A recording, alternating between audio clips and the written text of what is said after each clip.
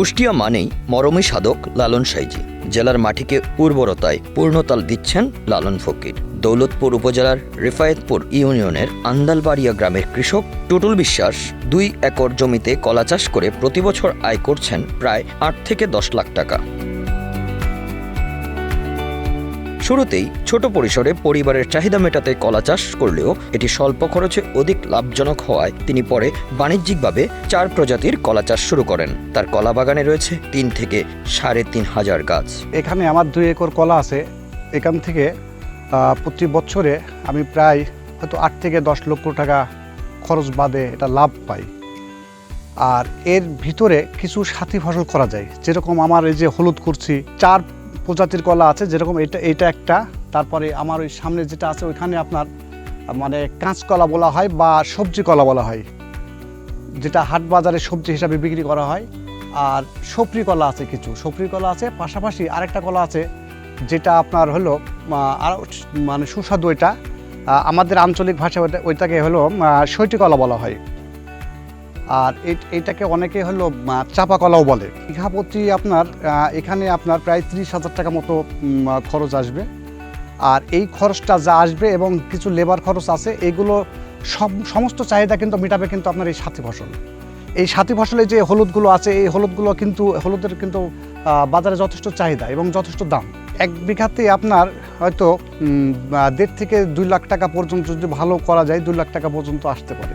এদিকে কলা চাষে তার এমন সাফল্য রীতিমতো সাড়া ফেলেছে পুরো জেলাতেই। স্থানীয়রা জানান এই এলাকার মাটি কলা চাষের জন্য বেশ উপযোগী। কলা চাষের পাশাপাশি একই জমিতে হলুদও আবাদ করছেন, এতে লাভবান হচ্ছেন কৃষক টুটুল। এই কলা চাষে লাভবান হওয়া যায়।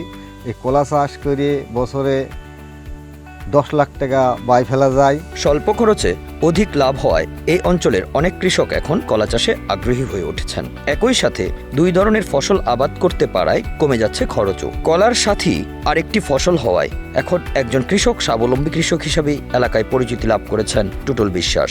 বিভিন্ন সময় অন্যান্য কৃষকরা আসছেন তার কাছে পরামর্শ নিতে। এখানে কলার বোগ আছে, চারা উৎপাদন হয়। এই চারাগুলি আপনার প্রতিটা চারা 15 থেকে 20 টাকায় বিক্রি হয়।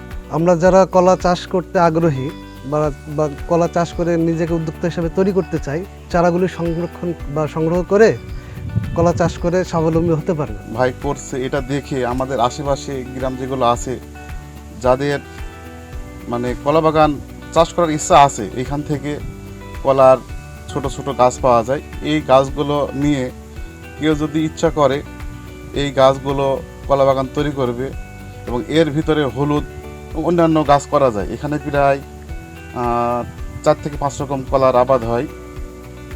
এই কলাগুলা এইখান থেকে 3-4 জায়গাতে রপ্তানি করা হয়। আর চাষিদের এমন আগ্রহ দ্বিগুণ করতে কাজ করছে স্থানীয় কৃষি বিভাগ। তারাও দিচ্ছেন নানা পরামর্শ।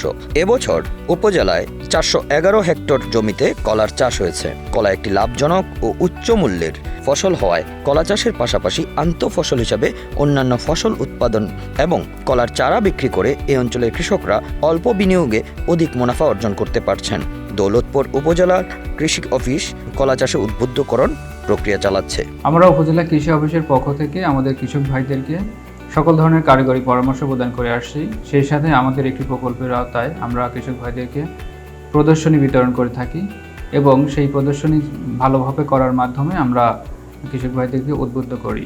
বিভিন্ন প্রশিক্ষণ, কর্মশালা এবং মাঠ দিবসের আয়োজন করে থাকি। ওই অনুষ্ঠানগুলোতে আমরা কৃষক ভাইদেরকে এই সমস্ত লাভজনক ফসল, বিশেষ করে কলা, তারপরে উচ্চমূল্যের সবজি, এই ফসলগুলো চাষাবাদ করার জন্য আমরা উদ্বুদ্ধ করে থাকি। কলা একটি উচ্চমূল্য ফসল এবং লাভজনক ফসল। আমাদের দৌলতপুরের মাটি কলা চাষের জন্য অত্যন্ত ভালো এবং আমাদের কৃষক ভাইরা কলা চাষে খুব অল্প পরিমাণে বিনিয়োগ করে অধিক পরিমাণে এটি লাভ করতে পারে। Bangla affairs, Kushtia news desk.